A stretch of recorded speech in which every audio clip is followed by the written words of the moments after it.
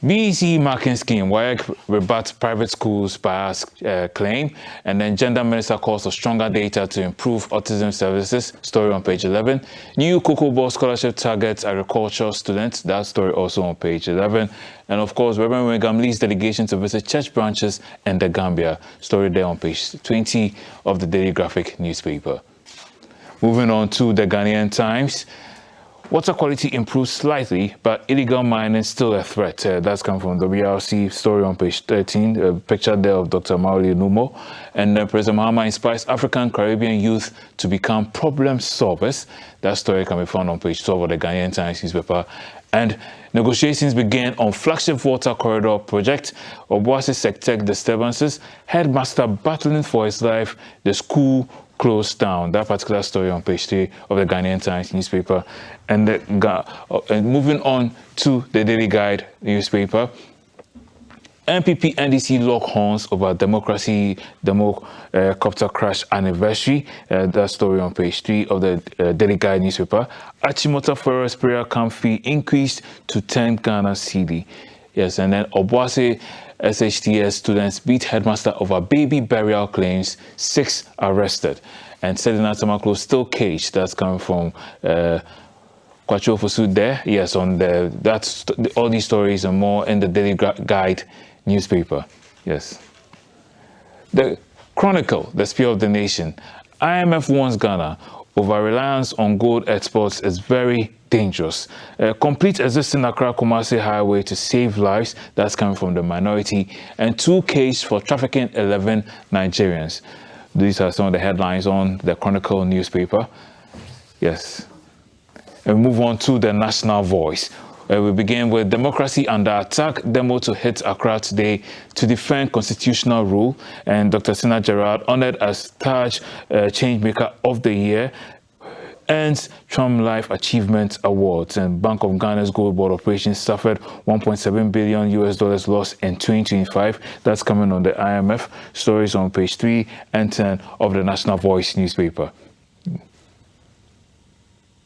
And these are by way of a few of the headlines making rounds in the newspaper across the country. There's more when we return from this break. Stay with us.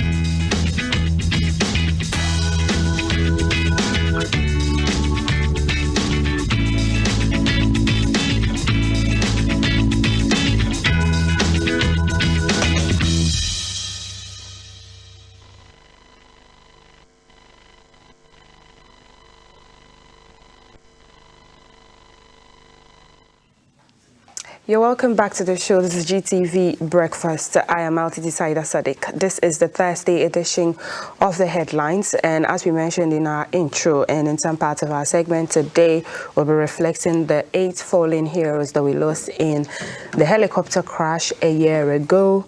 And we'll be crossing over for the service that will be held in their honor today as well, but we're reflecting on the legacies that these gallant statesmen left behind and how we can, going forward, commemorate it and also honor their legacies.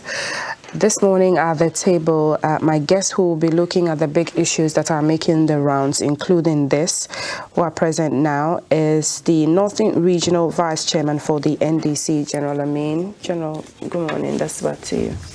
Good morning, Maltiti. Hope you're well. It's been a while. It's been a while. At the table as well is Ross Osei-Owusu Esquire. He is with the MPP. He speaks for the MPP and he's part of the MPP's legal directorate. Ross, good morning to you. Good morning, Titi.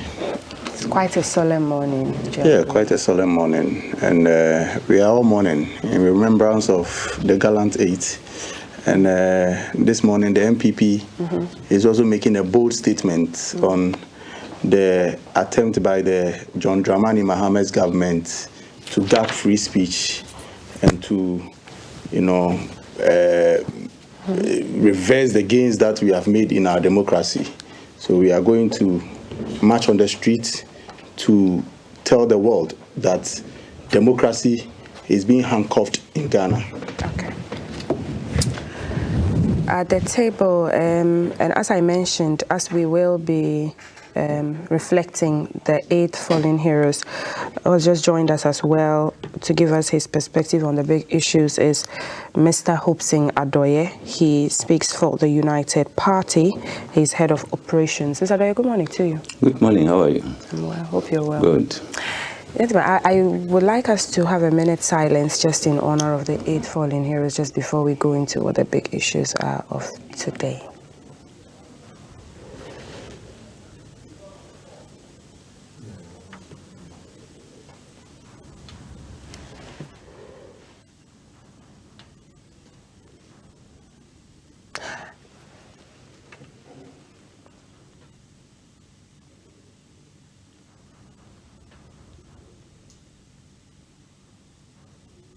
And so may the souls of the dearly beloved rest in the bosom of God, Allah, and we hope that what they were going to stand for, we continue and carry it and ensure that Ghana is a better place like they left it. Gentlemen, we'll begin with the big issues of the day. I'd like to start. I know that Ross has already preempted the discussion on the MPP demonstration that is going to happen, but I would like us to look at the MPP's petition to Parliament just before we go into what the demonstration issues are, which will be centered today, aside from the commemoration of the fallen 8, what the MPP is saying. Ross, let me begin with you on this. I also saw a communique actually that you're postponing the demo. Is that communique true, or is it a fake one? I am sure it is the attempt by the government of the day to try to water down the important demonstration that we are holding today in the interest of democracy in Ghana. And it was sad to actually reckon and realize that the station of the nation also fed into that narrative and equally posted something to that effect, that the demonstration was being postponed. But I was also happy to have realized that, some few hours after GTV did the needful to retract that post, they are just trying everything possible to ensure that we do not get the numbers on the street. There's a lot of misinformation out there. Yes, exactly. From all angles, attempt by government to just misinform people about this demonstration. But what it is that democracy is under attack in this country. Free speech is being gagged in this country. The very people that marched onto the streets many times to demand accountability from government, to demand that our democracy is entrenched today, are trying to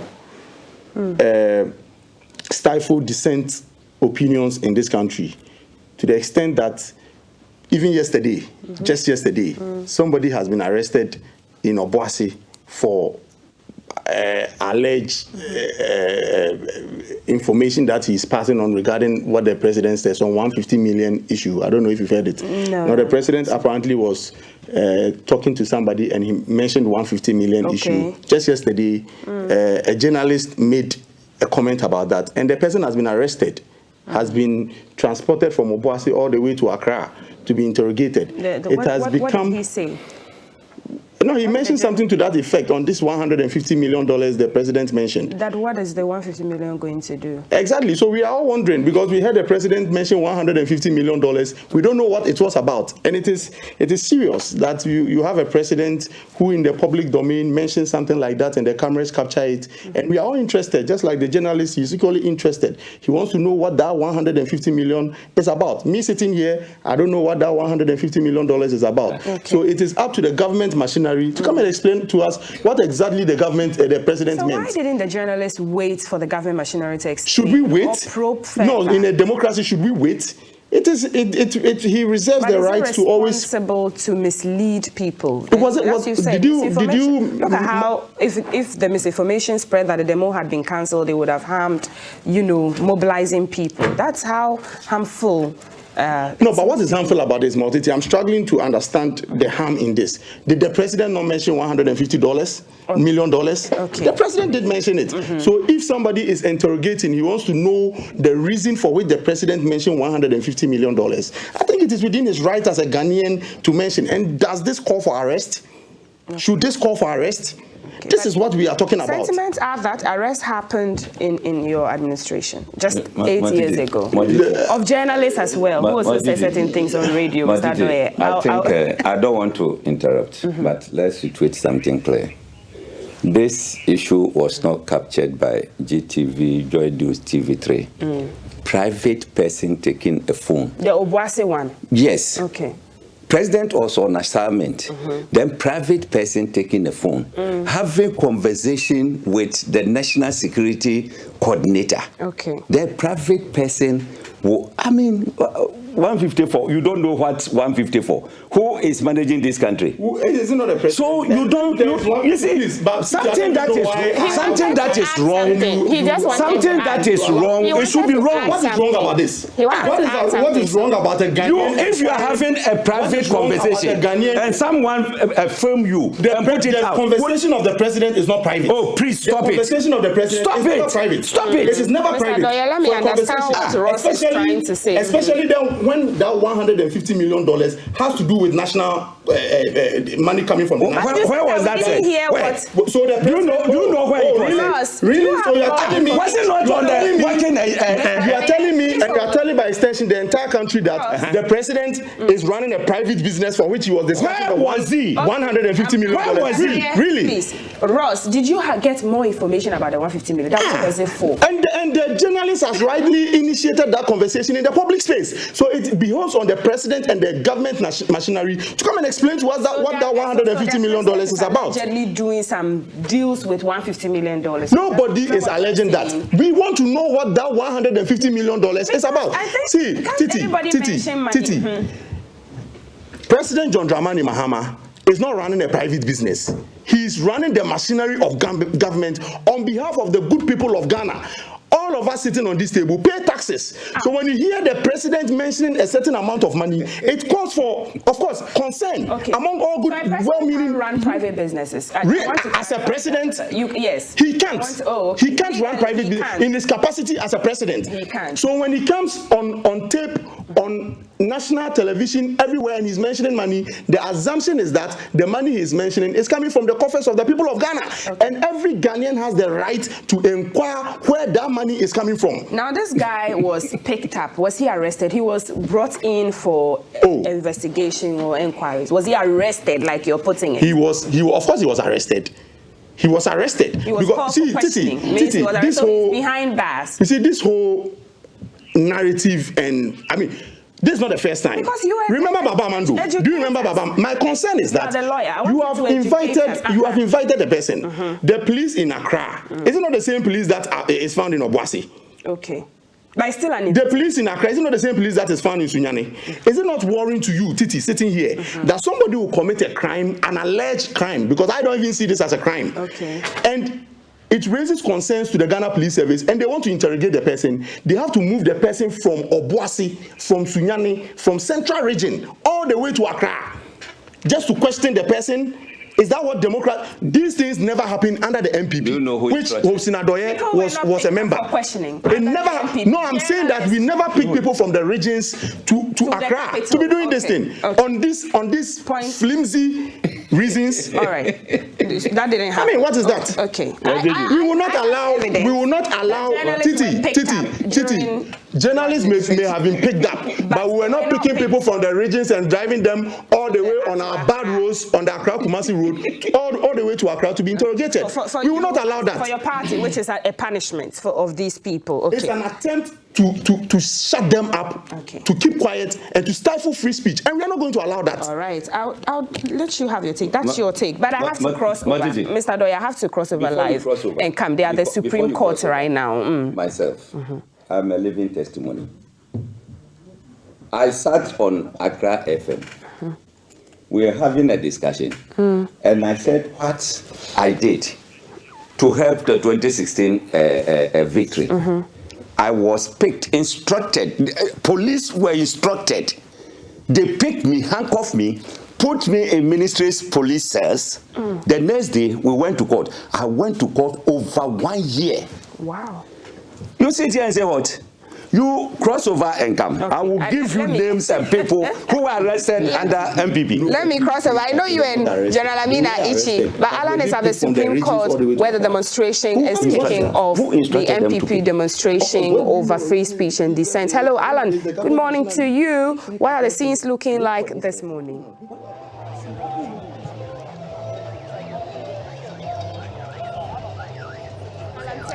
All right, so thank you very much, Titi, for coming to us here at the forecourt of the AMA in Accra, directly opposite the Supreme Court, where this morning the NPP's demonstration agitating for restoring democracy as they want us to understand it is currently underway. The crowds are gathering slowly. Whom I have seen, as far as the MPP leadership is concerned, is the Greater Accra Regional Organizer in the person of Moses Abo and the Ashanti Regional Communications Director, Paul Yando. These are the two key persons I've seen as far as NPP's mobilization is concerned. But what I can tell you for free, really, is the fact that there are more policemen on the ground than I have seen demonstrators. And so if my camera will pan in this direction where the police are currently taking their briefing, you will see a lot, I mean, countless number of police officers at the moment receiving their briefing by the regional commander who is in charge of this special operation. He is addressing them and, if you like, giving them their marching orders, their strategies in the way every team will approach it. I can also tell you that when I went to the forecourt of the Supreme Court, what I had really was another backup of the Greater Accra Regional Police, if you like, special operations team, also getting geared up for this demonstration. I will spin around slowly and try and catch a word with the Greater Accra Regional Organizer, Moses Abo, whom I have seen with a few of his guys moving towards the front line of the demonstration, if you like, and I will quickly try and grab a word with him. I tried earlier getting Paul Yando to speak to us to tell us why a demonstration is necessary.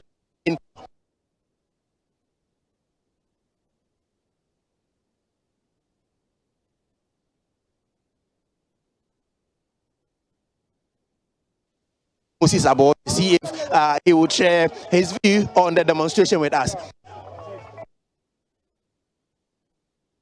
How are you? You are more dynamic than I am. The strategic and I don't mention this is on air. Champion man. You are the best. Yeah. Right, Moses. You have organized a demonstration. Democracy is under. Okay, so the party has organized the demonstration. Democracy is under attack. Is it really? Oh, it is really. You know, Ghana democracy is under attack. What makes it so? But the intimidation are too much. The arrests. Even this week, they have gone to arrest 5 people. But that hasn't made the news, though. But look, somebody will speak his mind, then you're going to just arrest him, all because you have power, without no reason. Is it the democracy that we experience? Now, Moses, what do you want Ghanaians to understand from this demonstration? NDC government campaign to Ghanaians and promise Ghanaians what they will do for Ghanaians. They didn't promise Ghanaians that they are coming to arrest people just like that, to cover things. They told us that they are going to give us 24 hours economy. They told us they are going to give the women loan to run their business. They told us they are going to bring fuel to 7 cities. Today we are buying fuel 17 cities. Diesel 19 cities. But for international issues and shocks, fuel at one point went all the way to 9 cities. Wasn't that true? International? Are you international or you are in Ghana? We are part of a global community, and so yes, I am also a Ghanaian, much like you, Moses. But let's also be fair. I mean, during COVID and Russia Ukraine, the country went through some turbulent time, Moses. But we are not in any war. We are not in any. There is currently US, Iran, and Israel ongoing. The Strait of Hormuz is currently closed. It has been for at least more than 6 months. That is the news to me. Because for now, where we are, I believe everybody is going. And this is not a better Ghana that the NDC promised Ghanaians to come into. Everything is expensive. No money. Intimidation upon intimidation. People have their houses. They will go and demolish. People have their shops. They will go and demolish. All the markets in Accra, now they are breaking it, saying that they want to do 24 hours, giving it out to people to go and build. Is it a better Ghana agenda we are? Moses, what for you will be a better Ghana? Mine is that the youth need job. The 24 hours economy, they have to implement it. The women need money to run their business. What are they doing?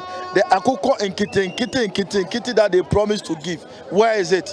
They just bring in some akoko, share it among themselves, and now we don't know what is going on.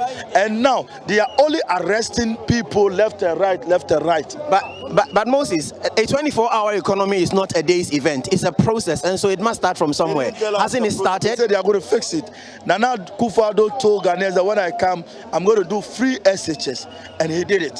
So I expect the NDC to do what they said. Thank you very much. And so that's the view of Moses Abor, who has quite a good team following him everywhere he moved. I have tried, as I mentioned earlier, to see if I can speak to Paul Yando, but he seemed more busy this morning mobilizing the team he arrived from Kumasi with to ensure that they have fully participated in this event. I'm not sure if I'll be able to catch a word with one of the gentlemen at this demonstration. Good morning, sir. Good morning. You're speaking to GBC News. My name is Darrell Tego. My name is Dominic Mensah. Mr. Mensah, you seem quite relaxed at this demonstration. Really, if you're saying democracy is under attack, how do you explain that? Democracy is under attack. The fact that I look relaxed doesn't mean that we are not annoyed within us. We haven't just started, actually, so right now, we are basically just waiting for our leaders to come and start the whole demonstration.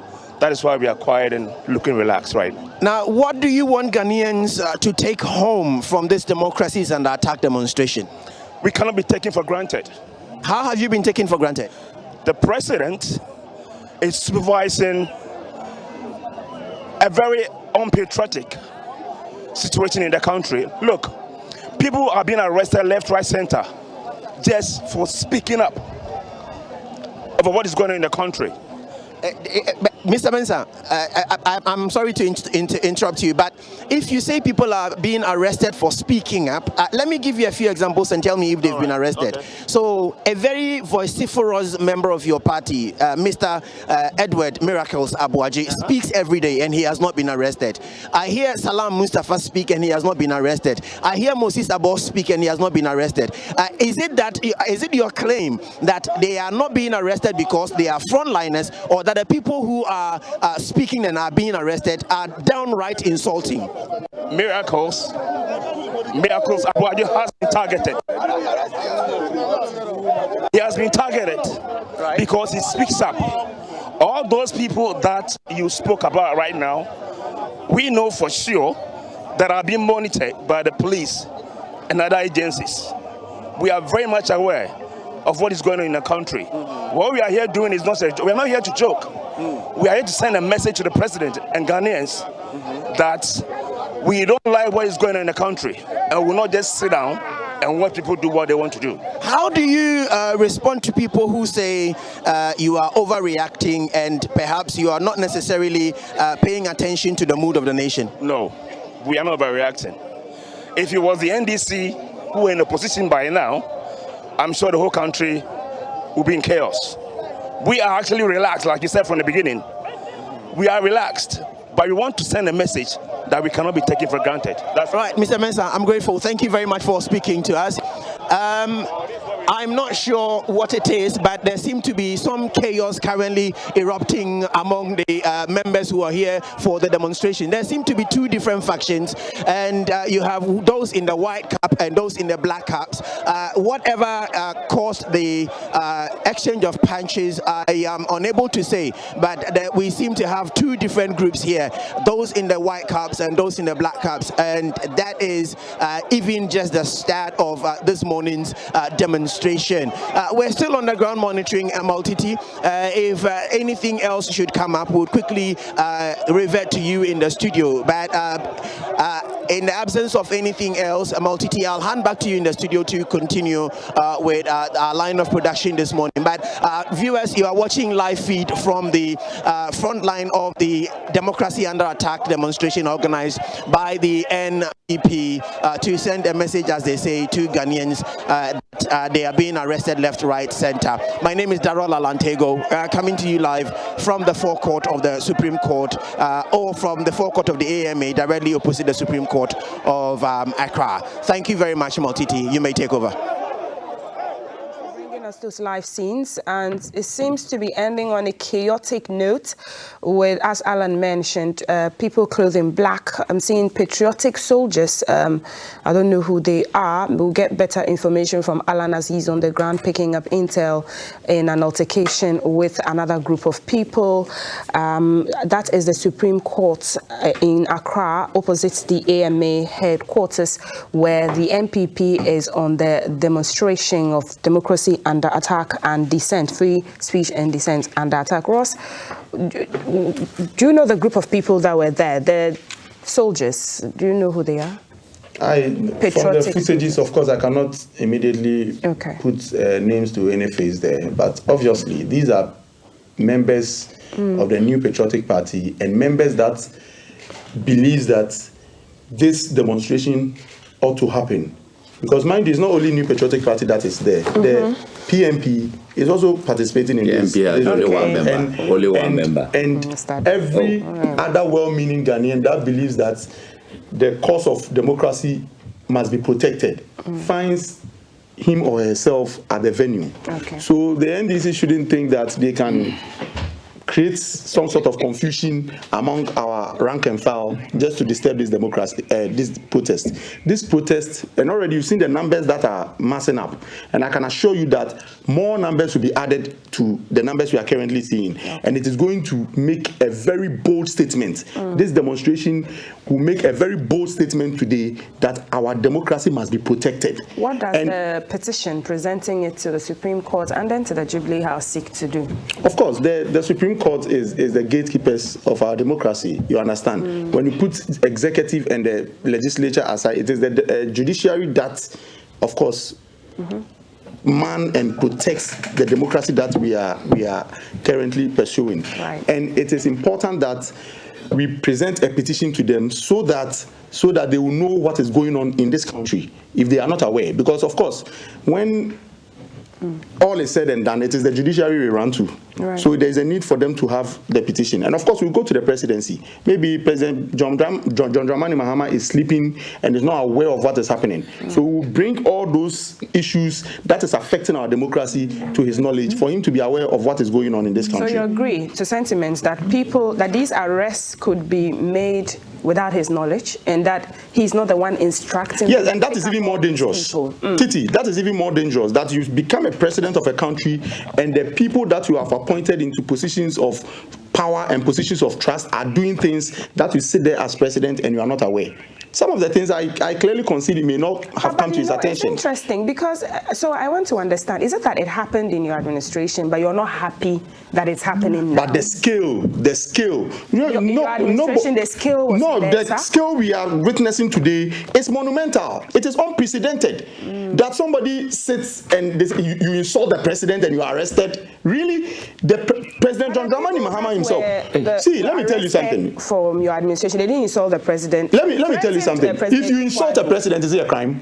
Is it a crime to insult the president? So you want your child to insult you? No, is it a crime? Do you want your child to insult you? Show me from the Criminal Offences Act or any other law in Ghana, enforced in Ghana today, that says that it is an offense to insult the president. Jesus Christ. Okay. Of course, it will amount to a defamation, which is a civil suit. And they are always refusing to pursue that civil angle. And they find solace in the criminal side. And you know, when they go on even the criminal tangent, they are not able to point to specific provision in our criminal offences law that says that insulting a president is a problem. They always go on publication of false news. Right.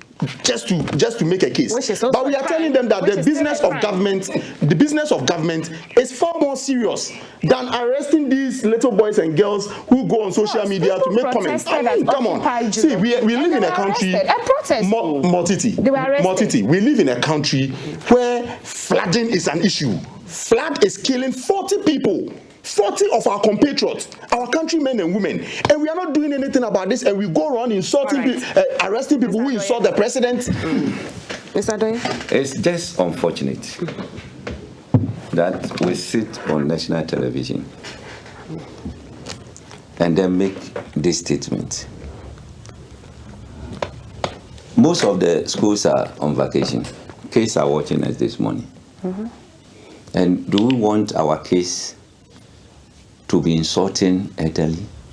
Even in the Bible, the only command that comes with promise is that you should obey your father and mother. Right. You look at people who are insulting President Mahama. Some of them can be his third born, and then the rest. Right. Why do we encourage this? Sam George will not agree with you. Why do we encourage this? Sam George will not agree with you. Oh, Sam George will not agree that insulting a president is immoral in our setting. Should I play some of the tapes to you? What Sam George said about President Akufo-Addo? Was he not the president of Ghana? Should I play some of the tapes to you? What Sami Jemfi said about President Akufo-Addo? You see, there is a dichotomy between insult and criticism. We should make it clear. The Constitution says free speech. It did not say free insult. My God. The free speech, read from the, you have the Constitution here. Wait. The free speech comes with responsibility. Right. Matiti, let me open my mouth and say, hey, when we finish the program, I will shoot you and see whether I can go out from this premise. Ghana Police Service is watching us. Let me threat you and say it's a free speech and see whether I will go home. Yeah. We should not encourage this. Matiti, before I touch on the decision, right. Yamin and Abanga, I am not in the same party with them. But I will also not sit down for them to be maligned. Okay. This is City Newsroom. Yamin Abanga refute claims of supporting illegal anti-Galamsey task force. Okay. The issue is not Yamin or Abanga doing Galamsey. Okay. But this is that concern small scale miners association. Right. We're saying that there are some task force extorting money from them. And when they come, they say they are the boys of Yamin and Abanga. And they are also saying that they don't know anybody of such. How long has this been going on? Why didn't Yamin and Abanga distance themselves from this? That is why they say. Okay. Look, let me see. Did it happen after the task force? July 13th, 2025. Okay. And still, people, look, I say MPP, if they joke one day, I'll be mentioning names one by one. Were they not sharing Galamsey land at the Jubilee House? What are they talking about? MPP were sharing lands. I am saying it. House. In concession, legal concessions by the Minister of Lands. What legal? I was directed to go and take some, and I refused. I did not go. So after this show, I expect the Ghana Police Service to invite Mr. Hobson. Oh, like you see. The Ghana Police Service should invite Mr. Hobson Adoye. Like you see. This claim. Like you see. Sit on the national television and be making this claim. Do you have any evidence to that effect? Do you have any evidence to that effect? Look at him. I'm daring you. Do you have any evidence to that effect? Look at him. I'm daring you. Do you have any evidence of what I'm saying? And who If you have any evidence of what I'm saying? The national police, the IGP, we are calling on the IGP. And who knows about it? You said that the president, Nana Akufo-Addo, and the Minister for Lands at the time superintended sharing of these lands. I said Jubilee House. I did not say Minister for Lands. Okay. I did not say President. Okay. I said Jubilee House. People in Jubilee House. Mention the human being. Mention the human being in Jubilee House who was doing that. You are where? See, Mr. Hobson, I'm saying that on this allegation, I will personally file a complaint against you Matiti, with the IGP. I can let them bring now from my car and then pour it and say it. I will not lie against anybody. Me, I will not lie. What are you talking about? Let us stop some of these things. My sister, on the issue of this demonstration, if you like, you just make the petition to police and then you see. I will do that. You will see what to I will do that. If the police refuse to invite you on this matter, I will personally send a petition to the IGP. There is a song say that a 7 penny pa or nipa ne pen 17. Do it. This kind of nonsense must stop. Okay. Look, this democracy under attack. Right. It baffles my mind. I started by saying, I Hobson Adoye. You are a victim. I am a victim of MPP administration, which I was part. Because I made open declaration for Alan Kojo Tremantin, they decided to go on this tangent. What did I say? And it's a matter of fact that I went to Togo to prevent Togolese from coming to vote.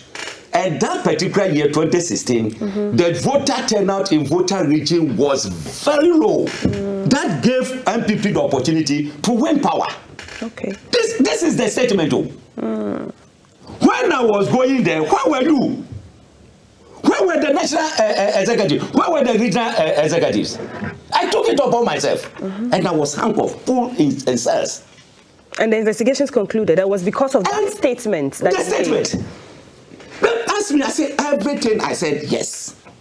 I am in the video. I said it. How can you say it's a publication of false news? And then going to court up and down.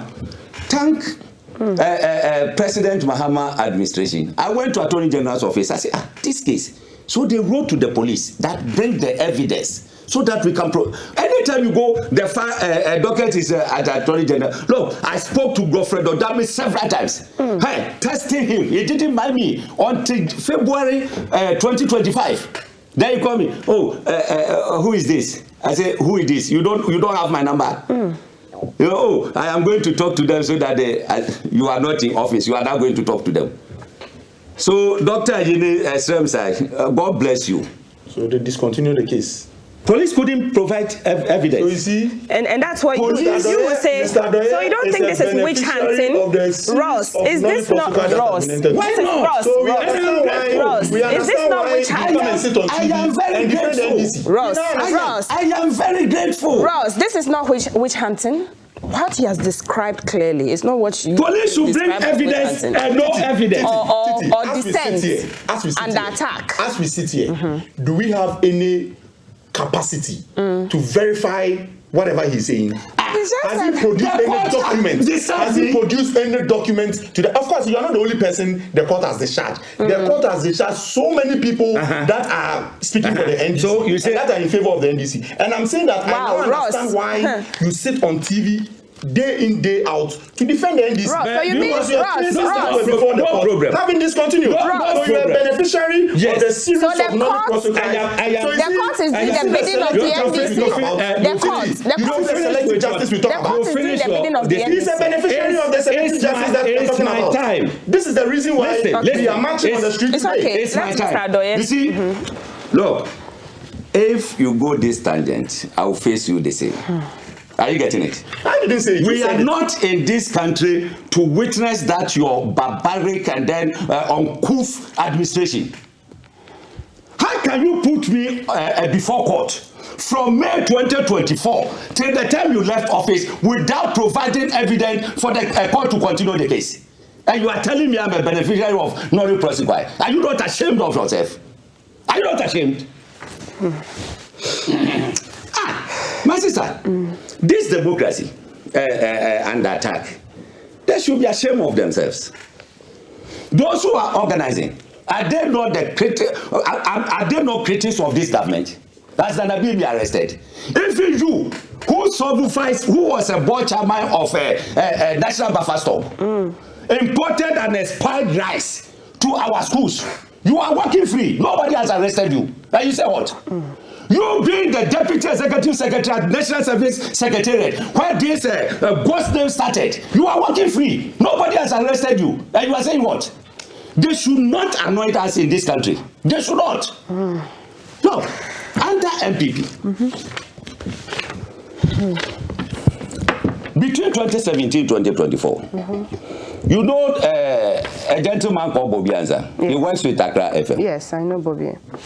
Bobby Ansa made a statement on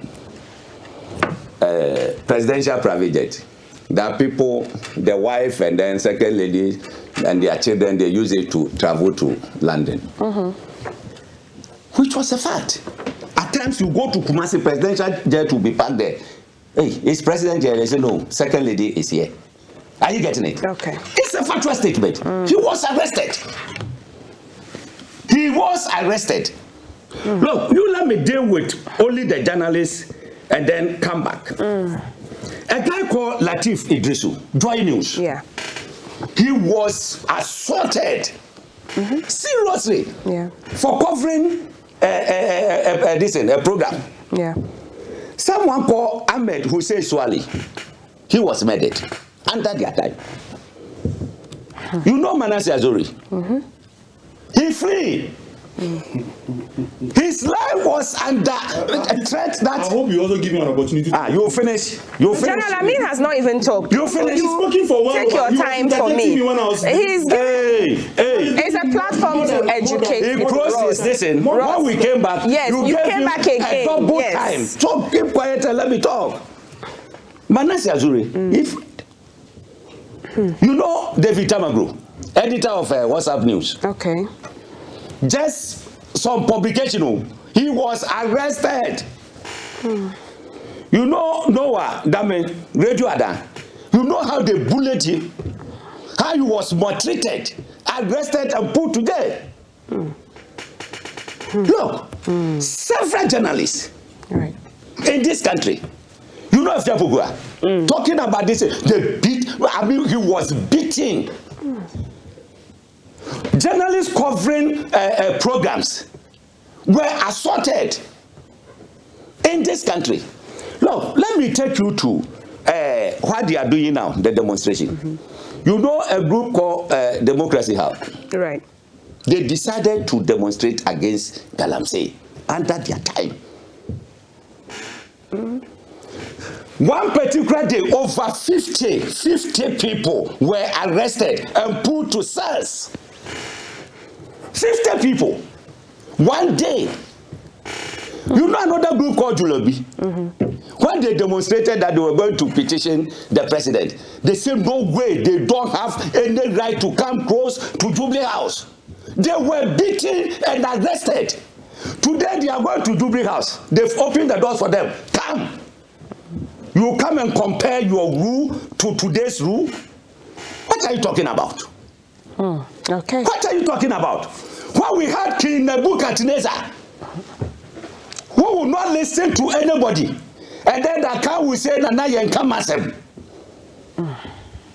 I mean, maltreating people in this country, and you come and compare that to this. The demonstration is nothing to write home about. All they are doing is they are using this to campaign for their national positions. Period. Well, because they know that's your. Oh, I am telling you, it's a statement of fact. That's your thinking, Mr. Adoye. I'm saying that when they start, you will see how the front row they will be struggling.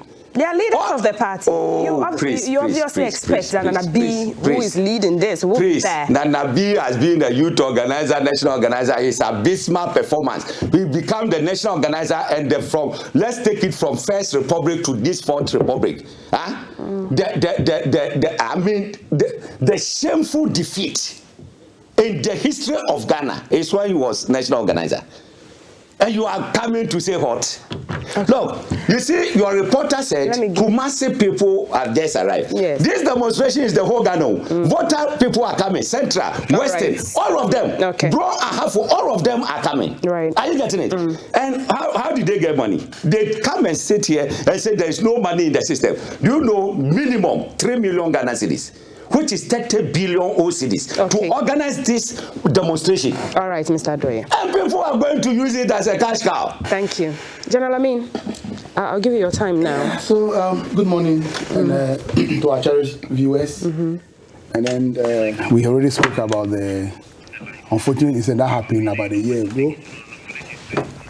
We're referencing the helicopter crash. I think I was one person who was highly hit. Almost all the individuals who were involved in this crash had personal relationship with me. In fact, the pilot, Peter Anala, is a kid brother, his family friend. We grew up together with the elder brothers and all that. I gave him guidance. I supported him to, go to the military, to the Air Force. Mohamed Mutala, everybody knows that we grew up together those days when he was the leader of African Students Union. We lived together at Tesano and many other.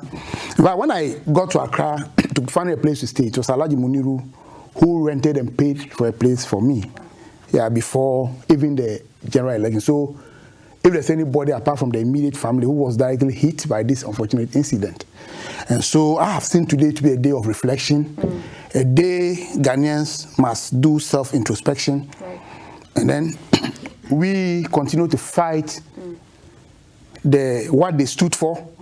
Our brother Omani Boama, for the first time in 2016, when His Excellency the President, I was the regional communication officer then, and I was working directly under his office when he was the Minister of Communication, and I traveled across length and breadth of the country with him, and even outside Ghana. So these are people that I have direct relationship with, and so if there's any day in Ghana, we need to have sober reflection and pray for the souls of this love and people who have died for the cause of this country.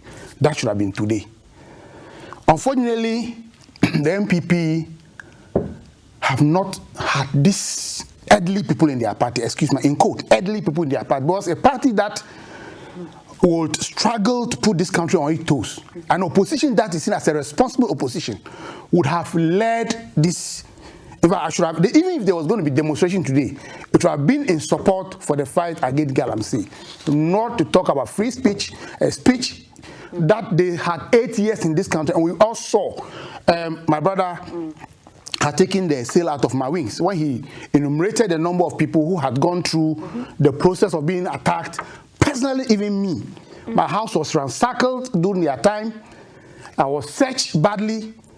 Because I was the regional communication officer, I led a number of press conferences and press statements, and they had nothing to pin me down. The only solution was to intimidate me and all that. In the 80s? Yeah, in the 80s. I mean, that was in 2017. that it happened. Your house, in Tamale. So I'm just saying that if there's any government in the history of this country that has led to negate the successes of this democracy that we're experiencing now, it is Nana Addo's 8 years in government. Even, I mean, that is the tradition. You remember the Quality Right scandal, Quality Right case where Ibrahim Adam, Victor Solomon and co were incarcerated. In passing the judgment, the judge made a statement, profound statement, that today this burden of pressure coming from government has been taken over her shoulders. Okay? It means that this was selective judgment.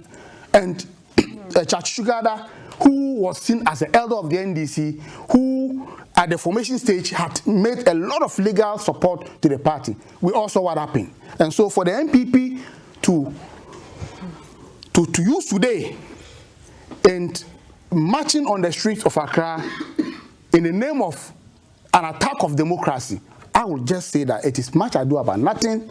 It is the level of insensitivity of the MPP government, which had the opportunity to serve this country for 8 years, failed to do what seemed. I mean, what is it that they are demonstrating on? What is it that they are demonstrating on? What is it? Is it because the national Asibe and Co. National Service scheme had misappropriated the resources, bequeathed them as leaders of that organization, where 160,000 ghost names were being paid for no work done? Is it that because people like Miracle Abuaji, who was given the responsibility, and he has been charged anyway, and so if there's any system in place now and before that has attacked our democracy, even when VAT was introduced to rake in resources to develop this country, that we saw the rule of Jerry John Rawlings that sent electricity to the north and many parts of this country, that built our roads, that built our schools, that built our hospitals. The MPP demonstrated against that and lives were lost. And so if there's anybody, if there's any group of people, if there's any class of citizens in this country who has misbehaved to attack the successes of the democracy, it is the MPP. And so it is much ado about nothing. It is about using this opportunity given them as an opposition party to march, like my brother said, to market themselves on the screens, on the radio, on TV, for people to re-elect them as leaders of the MPP. I have not meant to start about this. Every Ghanaian is aware. What we are calling for today is that the NDC promised to deliver. His Excellency John Dramani Mahama said that every hamlet in this country has the right to have a very good market for them to practice the 24-hour economy.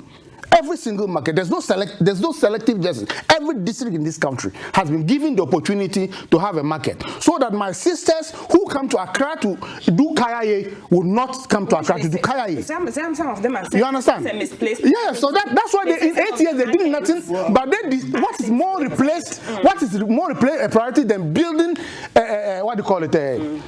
Going to dig a pool with the state resources. And it gave nothing to this country. $97 million. What is more of a misplaced priority? When you say promises that you made, does that mean oral that you did? Yeah, oral. Yes, oral. Some oral is dealing. Oral is dealing people who have grabbed state lands without going through the due diligence. Oral is dealing with them. Oral is dealing with people who have stolen state money and they are being charged today in court. When you are charging people who are stealing state resources, you are saying that it is attack on our democracy. But you see, it is good. I love the democracy that we are practicing now, because it is a call on all of us, including our appointees of this government, who have the opportunity out of 30-something million Ghanaians. You have been given an office to run. Please, let's know that there's always a day of reckoning. The state can always protect you, like we saw in the past when the finance minister was accused, even his own party MPs in parliament called the president to step him aside. The president refused because that is his own brother, that is his own nephew. He refused to do that.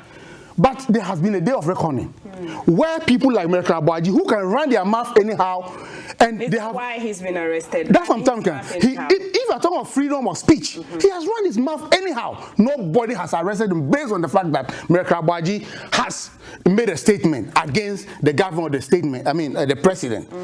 The individuals who has been arrested, that's responsibility in free speech. You cannot don't just say anything, allege anything, and think that you go and have a free sleep. No, if we are talking of free speech, we are talking of responsibility that goes spiritually. You can criticize government. We criticize Nanado. He mentioned my senior lawyer Sami Jemfi. If you play all the tapes, they should mention one instance where Sami Jemfi insulted anybody in this country. Did he insinuate? He criticized the MPP government and he brought to light the happenings. In fact, let me remind you of the one village, one dam that they promised this country, where Sami Jemfi have to go to the northern region and stand at the middle of the dams to let Ghanaians know that it was just an empty promise. They will do nothing about what they promised and all that. Okay. Is that amount to insult? Right. So, Maltiti, I'm just saying that. I'm just saying that. I'm just saying that. I think we all have equal time. Fortunately, I'm going to have a short time for this program to run on. And of course, please let General Amin land. I will not take this from you. We are reflecting. I am here representing United Party. What did he say? You should withdraw that statement. That they are two. What is that of that? What is that of that? The submission is made. Is not in support of the government. Look at this. It's not in support of the look at these are different political parties. We are responsible opposition. We are not going to be. We make sure that we empanel different political parties who have their own views. The fact that Mr. Adoye's view may tie into what General Amin is saying doesn't mean that they are from the same party. Ross, you should know better. Ross, you're a lawyer. Okay, I withdraw that. I withdraw that. Thank you. I gave you time. I gave you time. Please, General Amin has not landed. Let General Amin land. General Amin. I also have so what is exhibiting exactly here does not. Knowing him who I know he is, a lawyer, I mean, a gentleman, a very nice gentleman. I mean, who has this opportunity to speak to the masses of this country, decided to, you know. So when you are made an opposition party, it is an opportunity, a bigger opportunity given you to redeem yourself. Okay. 2016 we lost, 2015 we left power. We went backstage and we, do self-introspection. We are back in government. And look at the level of deliverance that we are giving to this country. We are building the roads. We are building schools. We are doing everything to make sure that Ghanaians are properly saved. Okay. And so if anybody who has the opportunity like we have now will make sure the right thing is done. When we fail, Ghanaians must take us on. Okay, tie in the Remembrance Day for me and today what we're looking at doing. I know that government unveiled a series of activities that will be happening. There's going to be that National Interfaith Memorial Service today, 8:30 a.m. That's Thursday, August 6th. For the departed enter the UPSA auditorium. Then 4 p.m. Thursday, August 6th, there will be the unveiling of a cenotaph by the Ministry of Defense. Other activities that will be held in honor of them. That's the feed where they are preparing the grounds at the UPSA auditorium for that memorial. I'm sure, gentlemen, you will definitely be passing through. The statement said that they are organizing this in collaboration with the Ministry of Defense, alumni groups, and key stakeholders. They will begin the official presentation of the state support to the bereaved families, which we saw in the news when the families were invited to the Jubilee House, where the president and members of this administration met the families of the bereaved and gave them the support, educational funds, among other things. And so there will be that memorial lecture honoring the late Dr. Edward Omane Boama, which was held on Tuesday as well. We saw that, August 4 at the Burma Hall in Burma Camp, Accra. It was jointly organized by the Ministry of Defense and Pope John Senior High School.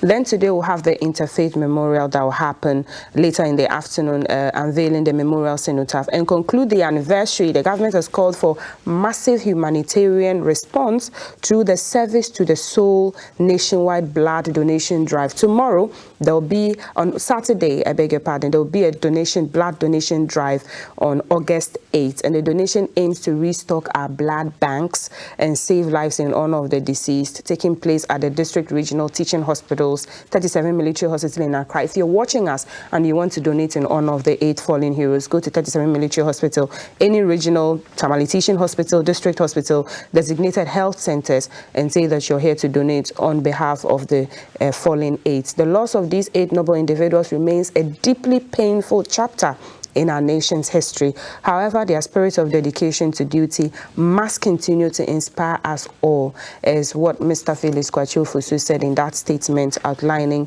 what the program will be. Government has urged civil society organizations, religious bodies, media houses, general public to actively participate in the memorial service, and that's what we're doing by our way as the state broadcaster, and also bring you live feed of the donation, among other activities that will be happening to commemorate the 1 year that we lost these 8 heroes who were going for that Galamsey or small-scale mining project or program, unfortunately met their demise. So that's UPSA Auditorium. Plans are far advanced, preparations are going on. Today is going to be a day of, as General Amin said, reflection. It's going to bring back a lot of memories, hit people hard where it matters most, if you've had close relations with these fallen 8. But ultimately, it behoves on all of us to be able to carry their legacy on and do right by our country, by being patriotic, by manning the affairs of whatever has been handed to us responsibly, so that generations after us can benefit from it. We do not run the country down the drain whilst we are in positions of power. So, General, I mean, if you have a word on the activities, I mean. Yeah, that's okay. But for this program, I was supposed to be there. Okay. To be part of the Anala family. Okay. But for the sake of this program, so from here I will be going straight to the UPSA Auditorium. It's something that my brother Honorable Mutala family house yesterday got gutted by fire. Yeah, that was quite a devastating. Coincides with the day. It's so devastating. I know most of the family members were supposed to be in Accra to be part of this program, but for what had happened, they are not able to be here. In fact, let's continue praying for their souls. They have left behind families, wives and children.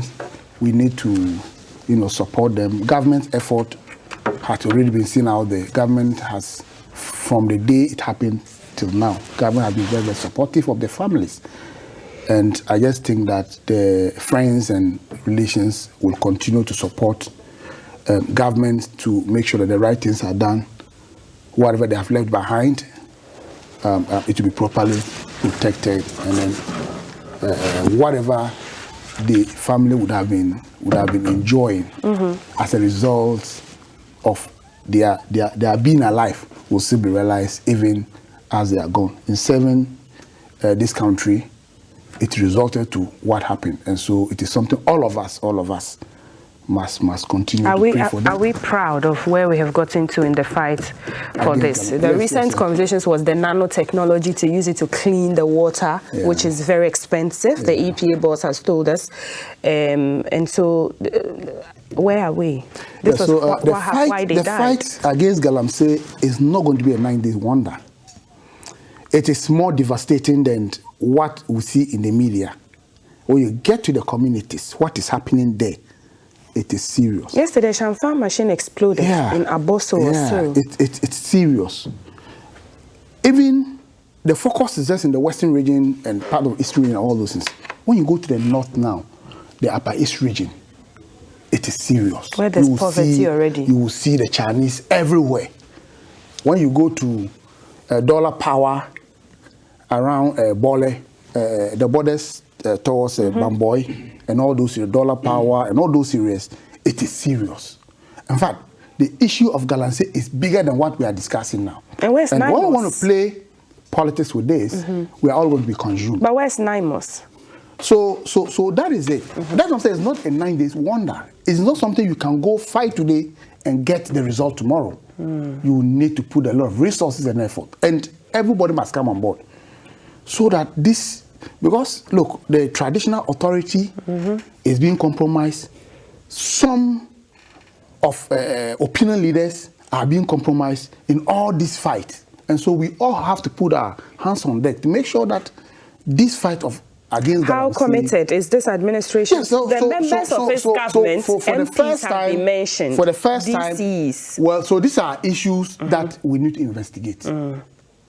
it's not enough just mentioning somebody. Like when someone mentioned, when a group were going around, taking money from Galamseyers, and when they were asked, they said they are boys of my brother Yakubu and a nation organizer Yamin. These are the issues. So it goes beyond just mentioning names. Investigations, when they are done, must name and shame people. And so the day that I celebrated so much was when I heard Wontumi was one of the people, a kingpin, a Galamsey kingpin. Is it because he's not a member of your party? No. Okay. I mean, obviously, we all followed the proceedings in court. We all read the judgment. And we all saw that he was guilty of those charges. Obviously guilty of those charges. So many of his people, and I mentioned here, either you are NDC or MPP or UP or whoever, who is involved in this Galamsey thing, when you are caught, charged, and you go through the processes in court, nobody will have that empathy for you. That's why they are busing people from the Ashanti region to do the demonstration they are doing. If Wontumi has been irresponsible and he has been caught by the law, why should we demonstrate in support of him when you, the one demonstrating, cannot get... Look at the level of destruction to our water bodies.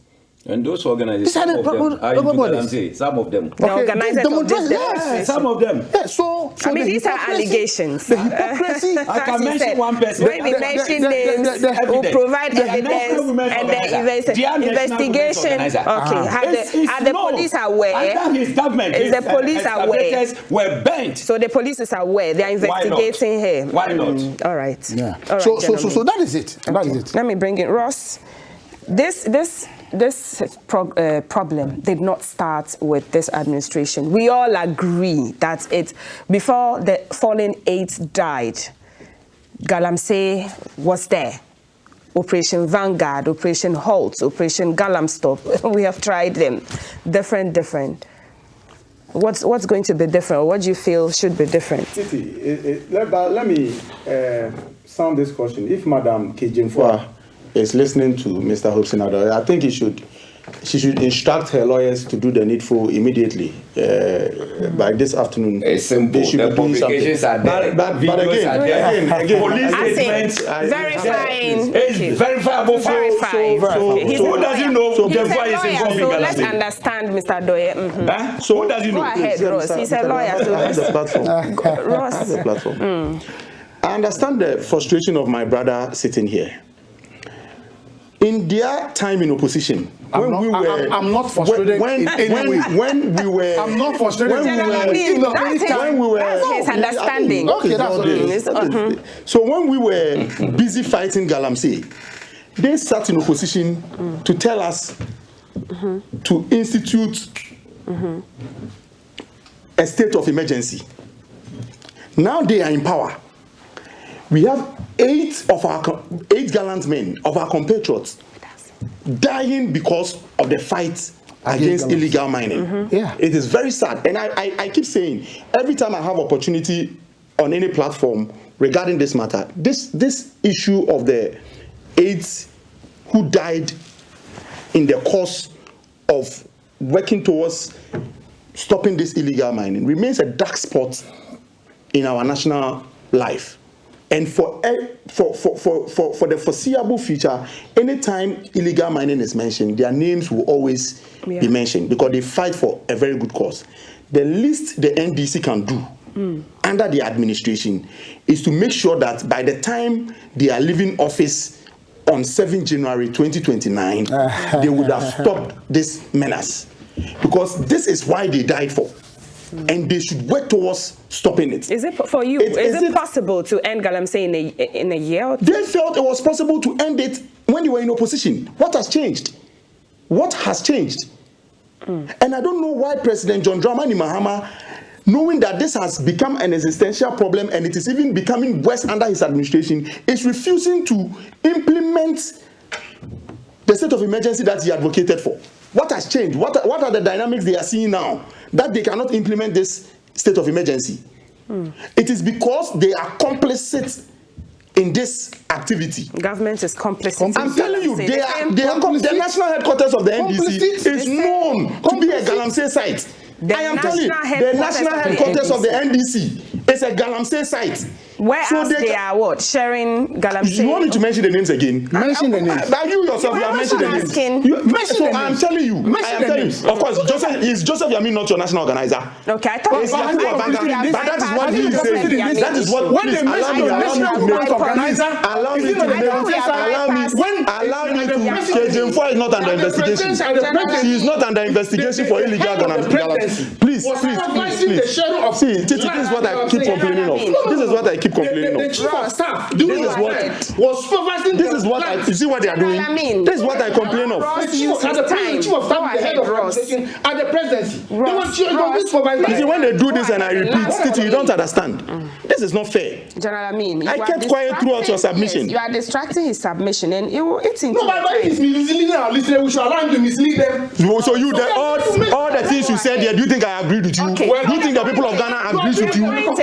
He's named names, you've named names. And I think that is fairly squared, isn't it? In your own submission, you made allusion to the fact that if people are engaging in illegal mining under your administration, they should be prosecuted. Yes. How many of them have been prosecuted? Who has been involved in that? Do not know. Why should we keep reiterating this point? Please. I'm beginning to be impatient with this thing you are doing. Please. A lawyer cannot just please. What allegation have I made? Your own attorney general has directed the Yoko boss to institute investigation. What are you talking about? What is this? What crossover is? You see, Titi, this is not fair. This is not fair. You to go ahead. But he's the one talking. But if you reference me, why would I? So let me put this in perspective. The Attorney General of Ghana, and I'm not surprised he is doing this, because remember that even in this Sedinam Tamaklo case, the Attorney General sits in court to say that the trial court has a case, and for which he is pursuing an appeal. But you go on social media, you go on all traditional media, and their lawyers are there defending the decision of the Court of Appeal. So between the court, between the Attorney General, you have a party communication legal directorate of your party who are against the decision of your Attorney General you have appointed on this Sedinam Tamaklo case, and you find no problem with it. Yeah. What we are saying is that the NDC campaigned on a certain manifesto for which they were voted for. They gave us the assurance that when they come to power. Pictures. Sorry, Ross. These are live pictures. That's the Honorable Haruna Idrisu going into the hall for the remembrance ceremony of the departed aide. So that's at UPSA. Ross. So we are saying that they campaign on a certain manifesto. They gave the people of Ghana assurance that when they come to power, illegal mining will be a thing of the past. Now, illegal mining is worsening. So the Ghanaian voter is going to consider the state of illegal mining in Ghana by 2028 to make a decision on who to vote for. They campaign on 24-hour economy, 1 job, 3 people, 3 shifts. The Ghanaian voter is going to assess the NDC based on the 24-hour economy. Sure. The Women's Bank they promised to establish when they come to power. By 2028, December 7th, the ordinary Ghanaian voter is going to assess the NDC based on the Women's Bank they promised they were going to share. Then Kokon Kitinkiti, they've started sharing among themselves and they are eating. The Ghanaian voter is going to assess them on that day. Policy. The stress-free policy. And you see, this one is even laughable. How do you tell me you are going to give me a certain relief before I even enter school? Now, do you know what they are doing? You, the students who have been admitted into first year in the university, you have to go and look for your money to pay the school fees so that they reimburse you later. Is this stress-free? Now, when it comes to Agenda 111, hospitals that have been built, that is left with this government to operationalize it, they are not doing it. People are dying day in, day out. You saw the accident that happened on the Accra Kumasi Road. It took about 60 lives. Some of these hospitals could have contained some of these accident victims and they wouldn't have lost their lives. Because your government is failing to operationalize these hospitals, people are dying. These are the things the Ghanaian voter is going to consider when they are voting in 2028. We are talking about the big push, where somebody established a company yesterday, and today he is getting contract worth billions of Ghana cedis. And the big push, we all know, is not pushing. The Ghanaian taxpayer is going to assess all these things and make their decisions in 2028. Flood is swallowing us as a country. You cannot deal with flood in Ghana. You cannot deal with flood today. And all these issues you're mentioning just appeared in this administration. These are matters they spoke about. Remember John Dramani Mahama? Do you remember the comments he made when he was in opposition? That Ghana, God is so angry with the government of Nana Addo Dankwa Akufo-Addo to the extent that it is not even raining. The good God upstairs listened to his prayers and gave us rains in 2026. And he couldn't manage, it had to take 40 people to die. Okay. So is this what he was calling for the rains to come? So please, come back to the Remembrance Day for me. And yes, and I have made my point that even through this demonstration we are conducting today, we will be remembering the gallant 8, because one of the cause for which they died was to ensure that our environment is safe. And I keep telling you that Mr. Omane Boamah, for example, is one person I admired from a distance. Remember, he's from our stock. Omane Boamah was from the stock of the NPP. He's a fine gentleman, and in fact, all the other 7 involved, very fine gentlemen, family people that, you know, their family would have loved them to live a longer life, to give them a certain opportunities in life that every child and every wife would have wished for. Unfortunately, this has happened. We in the NPP, we made our stance clear when this national disaster struck, that we are not happy. We stood with government through thick and thin to ensure that these men were given befitting burial. And you cannot put on record any single NPP member who spoke anything contrary to the national position on the death of these 8 people. It is only sad that for the reason, the very reason why they died, the very reason why they lost their lives, today things are in disarray and they are not protecting the legacies of these people.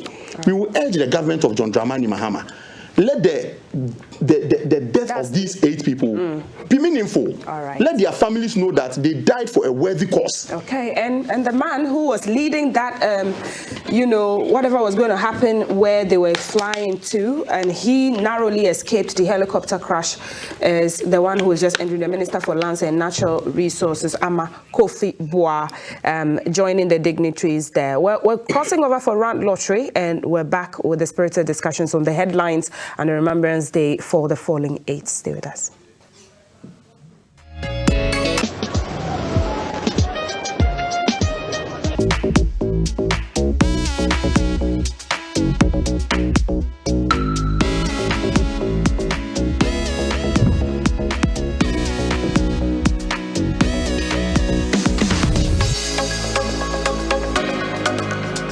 Morning. Yeah, welcome to our Run Cash for Life draw this morning live on GTV. The power always lies in your hand to change your life today by playing any lucky numbers of yours. This is our Cash for Life draw live on GTV. We already have our 1 to 90 ball sets, and we can run our winning numbers now.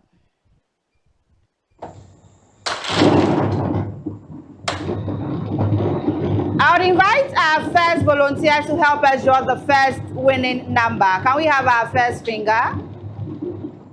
Thank you. Our first winning number is 55. 55. Our second volunteer. Thank you. Our second winning number is 52. 52. Our third finger. Thank you. Our third winning number is 72. 72. Can we have our fourth volunteer?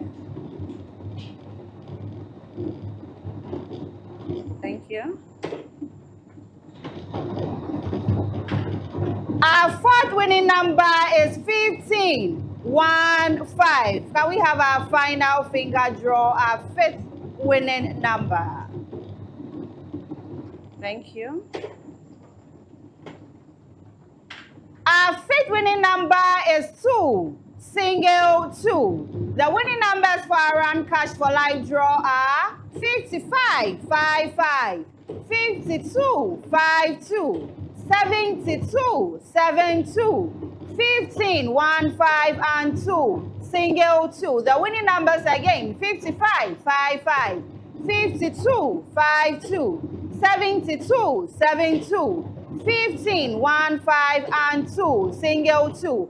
Our winning numbers for our Run Cash for Life draw. Congratulations to all our winners. Remember, in case of any inquiries or you need any of our POS devices, you can reach us on 0558 559 064. 0558 559 064. Remember to play Thursday Anajo Star Draw, which comes your way live at 10:50 p.m. Remember to play big in order to win big. Thank you and enjoy your day. For people like you, if you stand up for those down on their knees and lend a voice to those who cannot speak, if you shine a little light. You're welcome back from that brief break for the round lottery results. So we're still a year on. Ghana remembers the departed 8, and we're marking that with the memorial service, that interfaith service that's being held at the UPSA auditorium. And live pictures you can see on our screens. Dignitaries arriving. The Minister for Lands and Natural Resources has arrived. The Minister for Education has also arrived, and they've entered the hall. More dignitaries are lining up, being received by military and our other security agencies on the grounds. And we'll be bringing you live pictures of the President, John Dramani Mahama, when he gets there and he goes in there, as well as the Vice President and any other dignitary that gets there to mark the commemoration of the falling 8. And so these are live pictures from UPSA auditorium live this morning. They're going to hold that service, and there will be at 4 p.m. A memorial cenotaph that will be unveiled as well, dedicated to the 8 deceased individuals. Attendance for the cenotaph ceremony, however, is strictly by invitation. So if you're watching and you want to be part of this, you would head to UPSA now for this one, which is open. And then on Saturday, where the blood donation exercise will be held at 37 military hospital, regional and district hospitals across the country, to memorialize the legacies of the falling 8 statesmen here in Ghana. Mr. Adoye, back in the studio, my guests, my gentlemen are still here. General Amin is here, Mr. Hobson Adoye, and Ross Uso Esquire. Mr. Adoye, let me give you your time on the remembrance, yes. Maybe from here, I'll head towards UPSA, because I've been given accreditation. Right. When I wake up, I saw a copy of the accreditation from my leader and founder of United Party. Okay. That we've been given about 6. Will he be in attendance himself? Yeah. Okay. Yeah. Okay. So he sent one to me to be there. So from here, I'll be going. Right. I think you should give me one. I would like you MPP has been MPP was not. No. MPP was not given accreditation. They have been given. They have been given. But you even need an accreditation to go there. You don't need an accreditation. They send invitation to them. I know. Ross knows that he doesn't even need an accreditation. I'm aware. This is just an unfortunate situation. We say all of us will die one day, but how we are going to die is what brings the pain. Someone will just be there, you eat his or her supper, they will converse, tomorrow morning, then the next morning, the person was not able. Though it's painful that the person is gone, but not painful as what we witness. On the national encampment, then you come down and we cannot even recognize your body. Very, very painful. Very, very, very painful. So I think based on this, I thought it could have touched the heart of Galamseyers to slow down. But they don't care. They are still on it. What did he? I've been saying something, and I think the government should listen and start doing that. Anybody they will arrest, they need to profile the person and see which political party does he belong. Put on the national television, let people know. The boys on the ground or the kingpins. Whoever. Do they have parties? Not everybody belongs to a political party. Stop that. Stop that. We know what is going on. We know. They should profile them. Oh, this one is NDC man. Ghana will see that, hey, this person, NDC man involved in Galamsey. Oh, this is MPP. We know. The only political party that you cannot get a member from it engaged in Galamsey is the United Party. Oh, Mr. It's a what's your survey? Statement of fact. We know ourselves. Really? Who? Is it Solomon Osu, Apia Dangwa, Alan Chamanche, or who? Yabwabia Samoa, Abubakar Sadiq. Who? Okay. Are you getting it? The only political party. When you go to our regional offices, none of them is engaged in Galamsey, whether before or now. Okay. Are you getting it? So we need to do that. Once we start exposing the political affiliations of those who will be arrested, I tell you, it will minimize. Because the party may also take some steps to stop those things, which will help. My second point, I always stand by that. Okay. We are a country of over 33 million people. Let's say those who are doing Galamsey all together, let's say even they are 10 million. Should we sit down for the 10 million people to kill over 20-something million people, including themselves? Should we sit down? Not it will sit in Accra here and say, oh, there is no Galamsey in Accra. But we suffer the Galamsey menace. Right. Because all the cassava, plantain, cocoyam, contomere and other things come from Galamsey site to Accra for us to eat. So we are all at risk. So my point is that the helicopters that we bought for the Ghana Armed Forces, it should not be there for decoration. It should not be there for just decoration's sake. I am of the view that river bodies and then forest reserve, whoever enters there, we should kill. Shoot to kill. Well, Professor Nanama Brown-Kluche, good morning to you. The EPA boss, she has recommended fly helicopters and shoot and kill. That's what you're also saying. Straight away, it has been my position. Lawyer Ross, can we do this with our constitution? Agree on that. No, I want you to speak as no a lawyer will agree. Our constitution. Don't mind him. Don't mind him. Don't mind him. You have to amend it. You have to put whoever is caught engaging in any sort of illegal mining must be put before a competent court of jurisdiction for the person to provide any justification for which he is doing that. If there is no such justification, which there will be none, then the person obviously goes in. But you can, if you do this shoot to kill, if you do this shoot to kill thing, it means that you may be killing people that may not be engaging in the act, and they are there for some other reasons rather than illegal mining.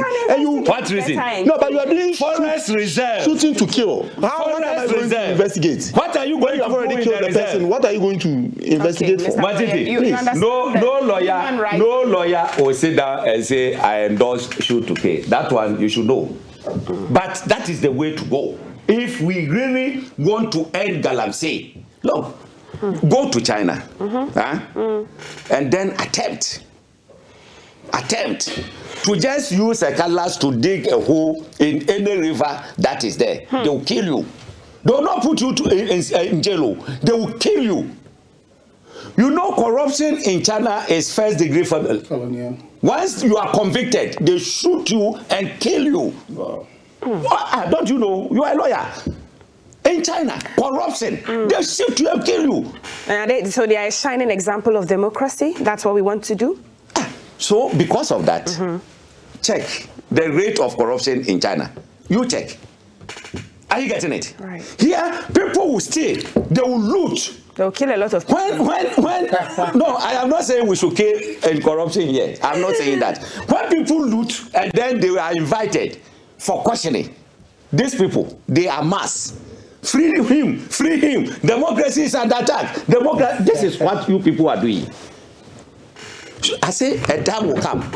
MPP will not be allowed to talk about corruption in this country. A time is coming. We will not allow them. With this behavior, the NDC will talk about corruption. We'll talk about it. The NDC will talk about it. They will talk. Why not? They will talk about it. Why would listening to you? But what will be your moral justification to talk about corruption when your people are being investigated on corruption? You say you don't agree.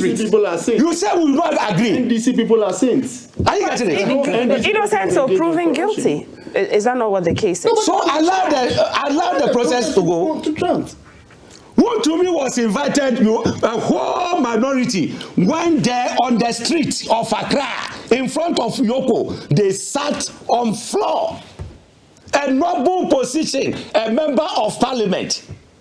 Now, who to me is in jail. So that's it. That is it. That is it. Are you getting my point? Yeah. So for me, I am saying that always I use this as an example. I watch a Nigerian film titled The Evil Forest. Nobody in that community enters Evil Forest and come back. The moment you enter the forest, you don't come back. So people were afraid to go into that forest. Okay. If we decide, not that whoever is doing Galamsey, but on river bodies and forest reserve, these two places is declared Evil Forest. You go there, we kill you. Okay, so the forest is where the shoot to kill should happen. And the river bodies. The river bodies. This time, people who were depending on various rivers to get fish and, drinking water, we've denied them. You may innocently kill a fisherman. That's what Ross is saying. No. It's not about when you are fishing, people will see. People will see that you are fishing. When the gun is fired. Huh? When the gun is fired. People misfire all the time. So when you fire and innocently... Listen, you see, you know what these people, because they are heavily... Mr. Adoye, he's speaking as a Ghanaian. I am saying that because they are heavily involved, they will never agree to this. Because they are heavily involved. Okay. They would never. I will be very. They would never. I'll be patient to listen to the General yes, to know what his position is. The EPA boys have General position is what governs. Let me finish my point. Okay. You are not the host to. Go ahead, Mr. Adoye. Please land the points from. So, Matiti, for me, that is my recommendation. If Akufo-Addo's time, we started that project. The then Forestry Commission boss, we were having conversation. No, we met at a program. And then I was saying that, so he recommended, they refused. The then Forestry boss recommended they shoot to kill at the rivers. They refused. Speak to the state of emergency. I am not talking about state of emergency. Well, is that not a way to curtail it before we kill people? I am not talking about. Before we kill people, if we declare state of emergency, it also looks like there's shoot to kill. Because nobody will be allowed to go into the forest. State of emergency is declared at a particular point. The constitution doesn't work there. Do you know that? Human rights and other things doesn't work there. So why were they advocating that? Do you know that? Why was that advocacy? You didn't speak against you are a lawyer. Do you know that when a state of emergency is declared, the constitution will not agree? I agree. Mr. Agree. Who brought this state of emergency discussion in our body politic? This Galamsey matter. Who brought this conversation on state of emergency? Who is that? It's not John Dramani Mahama, the president, His Excellency. It's false. Really? It's Ken Ashigbe who suggested it first. And what did he say? Did the NDC support it or did we hear them support it? For that one, if they support it, that is their mind. Alan Semachin has his own plan of dealing with Galamsey. He came out with 10-point agenda. Number one, let us have a 1 full year complete ban. Okay. Apart from the large scale, medium, small, illegal, should all be banned. Ban for 1 year. Okay. That 1 year, we are going to use it to heal the river bodies. Okay. We'll do the reclamation of the damaged lands. Okay. So by the time we finish the 1 year, reclamation is almost completed. The river bodies will be healed and then we'll get a good drinking water. Now, the next point is that all those people, they should reapply for license. The small and medium scale miners. They should all reapply. When you come, that is where they are going to give you the terms. You are not supposed to do this. You are not supposed to go here. This is your concession. If you move anything, we will draw your license or prosecute you. Then we do that. Are you getting it? I mean, numerous of it. By so doing, I can tell you, this kind of, they say, we will not say. These are better suggestions rather than the shoot to kill. The last two suggestions. For the shoot, no. I mean, that is. The shoot to kill is his personal one. It's like the great 10 points plan. No. Okay. I am saying that this is United Party's plan. One full year ban. Right. Then we go through this process. But on my personal opinion, I think if we want to do it, it should be shooted. Should Ghana give us the opportunity? And then we do this and people are not complying. I will push for this shoot to kill. Because we will not allow it. Look at the Matiti, we are not considering something. Look at the amount of money we spend on Galamsey fight. It can build roads. True. It can build roads. Keeping NIMOS in the forest, among other things. Look at the amount. Vehicles. The cars that we are buying for them and the fuel every day. Their small allowance and other. Put them together. We can build roads. Why should we be entertaining? You know why the government will not take the last two suggestions, like banning small scale and illegal mining for 1 year? Nobody should undertake, with the exception of the last scale, nobody should undertake any form of small scale mining. You know why this government will not undertake?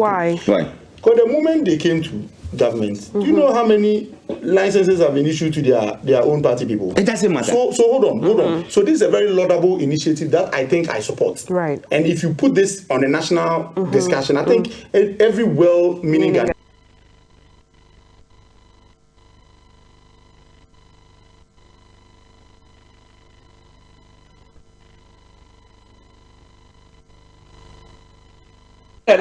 No problem. We give you a license to go and do. I don't think anybody has been given a license to mine on the around a river body. You mentioned small scale. You mentioned do an audit of the licenses that have been issued from 2025 to today, and see the number of NDC affiliated persons that have been issued mining licenses. What about within this? 2017 to 2020? No, so we can do that as well. Okay. No, at this point we are not looking at partisan issues. We are looking at the national interest. You are talking of solutions. No, listen. They talk of solutions. You are saying that I should check 2025 to now. Yes. How many licenses have been issued to NDC members? And I'm saying that 2017 to 2024 too. No, but the MPP is not in power. Yes, but Mr. Doye, you agree that you're talking of solutions for the future. That's why he brought So that. you should not politicize it. No, who is politicizing it? Nobody is politicizing it. But can we take politics out of it? We've mentioned Kingpins at the heart of Galamsey. Concessions that want to be alone. You see politics. No. To me, it's a I am politician, asking isn't it? How many? Do you know the number of the suggestions you are making, which we are saying is laudable, except the shoot to kill one? Who has the power to implement that? Will you support it? We will support it. If they should ban small scale mining for 1 year, you will support it. I can tell you on authority we will support it. We will support it, but they don't have the power to do that. Honorable Kofi Ama is an UPSC, so you don't listen to us. But when I get to the place, I will tell him that we should do some of these things. Thank you. Try to. I mean, we've all agreed on this table that Galamsey is something that should not be given the second opportunity to survive. And I hate it when we are doing that. I hate it, even though I'm a political animal. I hate it because it affects everybody. But you see, if you want to compare between the NDC and NPP, whose tenure Galamsey has been, in quotes, been given more air to breathe, it's during the NPP time. You know, the president came out with the interministerial committee on Galamsey. Yeah. Over 2,000 excavators were retrieved. That was a very good effort by the government then. But we saw the same government supervising all these excavators to vanish. They got vanished. When investigation was conducted, it was being, in fact, the chairman of that committee, Professor Boateng, was ousted. He became an enemy of the NPP. Why? Because he wanted the right thing to be done.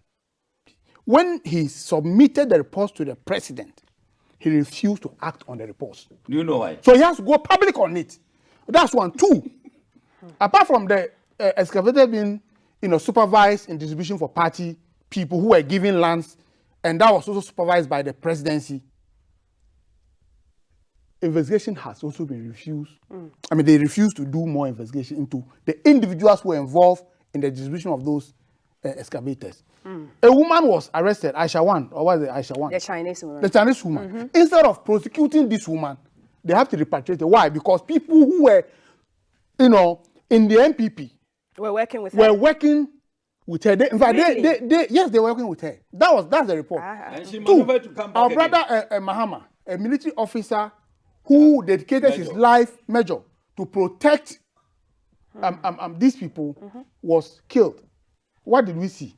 What has been the outcome of that committee that was set to punish the perpetrators of that crime. So it is the willingness of the party in government to fight Galamsey. Today, we are talking of NIMOS. Over 2,000 individuals have been given jobs to protect our water bodies and our forest reserves. That is a sign of a good government who want to fight Galamsey. The government has procured drones to take satellite pictures of areas that are involved and the individuals who have been involved. So Galamsey today is more unattractive than yesterday. And that is what we are talking about. And so we must all profess good ideas. That is not true. Your central regional minister in 2025, December 2025, had the cause to order the return of all the drape machines that were being used for reclamation in central region because there was allegation of members of the NDC using these drape machines to engage in illegal mining. It is here. I'm saying, look, Rose, please, you can Google and see any story and believe in that story. You can just Google and get any story and believe in that story. But I'm saying the reality of the matter is that it is reclamation or Galamsey. No, reclamation or Galamsey. For reclamation. But they diverted it to do with Galamsey. And he had the cause to I haven't seen that case. I mean, anybody can write the story and make reference to that story. So anybody can go and make reference to it. We are talking the issues that are factual, that has gone through a legitimate. I haven't seen the story. I'm saying we are talking of issues that has hit national platforms. That is legitimate, that is factual, that is proven.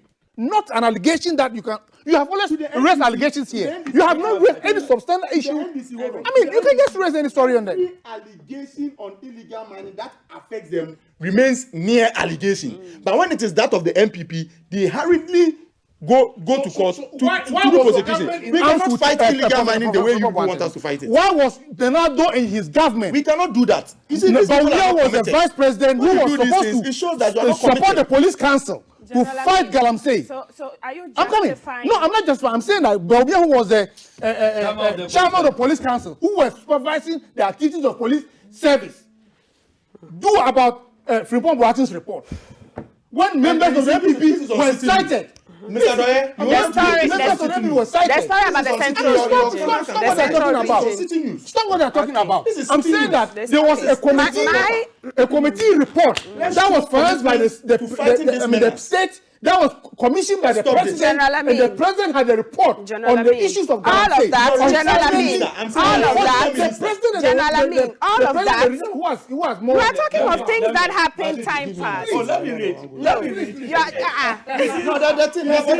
machine was sent to the bush, upper West Dentra, Upper Dentra East municipality, East, to do a reclamation. Let me tell you, those who are watching, the mining experts and other things, they know. When they are doing reclamation, you can, and you see that there is gold there, you can mine and then do the reclamation. Yeah. It is everybody doing. Oh yes, it's true. Really? You are going to. Oh yes. In the laws, in our mining laws, let's find the mining act. You are going to do reclamation. Let me find Act 703. Please don't say this. I have said this. Stop Don't it. say this. If you don't know, you don't know. Stop even prospecting. In our mining license, the act. Mr. Day, how should we forget about it? The reason why we do this and reference it. The reason why we do this in jail. I am telling you, sit here and say that reclamation you can mine. Yes. When you are doing reclamation, you can mine. I'm saying that What is the business of you to be in jail? Why you put me in jail? Bro, this is my time. Yes, this was actually General Amin. Ross, yes. Ross, let General Amin land while I look.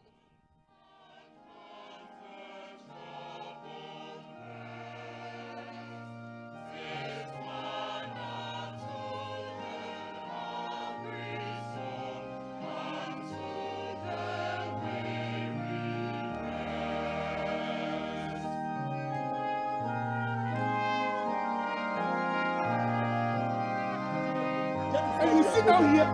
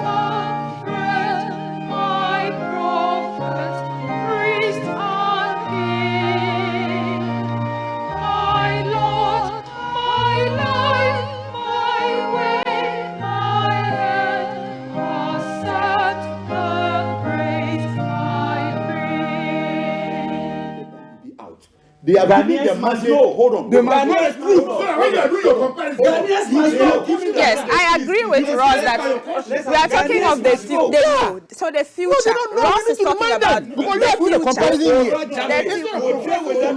We are talking about the future. If you talk about the past, what does the future NPP say? has been voted out of power. And they've given you power because they feel you can better manage this Galamsey situation. Right. And we are telling you that the way you are going about it, it's not the way Ghanaians expected you to go about it. Your own regional minister have the course to withdraw drip machines from a site that was meant for reclamation because persons associated with his party were engaging in illegal mining with those drip machines. These are genuine concerns that the ordinary Ghanaian is interested in.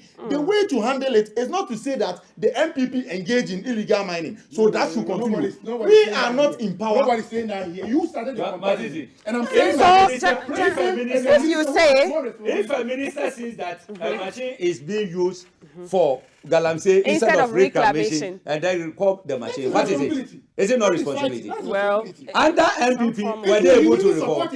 No, to go and do they did not. okay. So what we are saying is illegal mining, we brought in The drip the drip machines to improve on district roads, Right. and never for illegal mining. Your people were doing it. Your people should Your stop people it. were doing it. When you confiscate, They were doing it. Do you want us to December- mention? 17 December 2025, MPP was not in power. It was NDC that was in power. Right.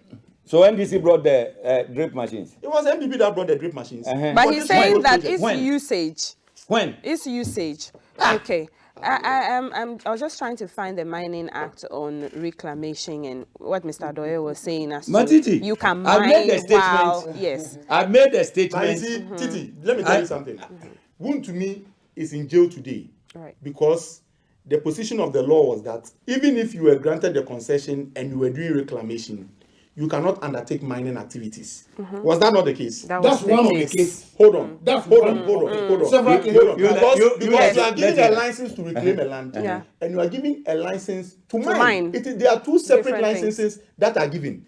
For Mr. Doyle to sit on national television to say that when you are reclaiming a land and in the process you find gold, you can mine, that is in contrary to the law. And he shouldn't be making, and I expect him to withdraw this statement. will not. Because if you allow this statement to go out, I will not. then it will make nonsense I will of not. everything Yes, that we are doing Mr. in Doyle. regard I will not. to illegal mining. It's a Mr. fact. Doyle. Those who do reclamation, they mine and they do it. And it's What are you legal. talking about? And is it legal? Is it When they legal? were constructing roads, mining when this. they were constructing roads, you know the number of boats that they had. The road construction. What are you talking about? We are sticking to fact. It's not a conjecture. Look, Okay. Matiti, I typed my name in the At this point, chat GPT.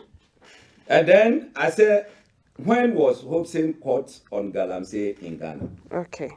They said there is no credible public record that Hobson Adoye was caught engaging illegal mining Galamsey or arrested for Galamsey-related offences. Okay. Then I put in, when was King Demfua, the National Women's Organizers, excavators bent under Akufo-Addo presidency? Then it started.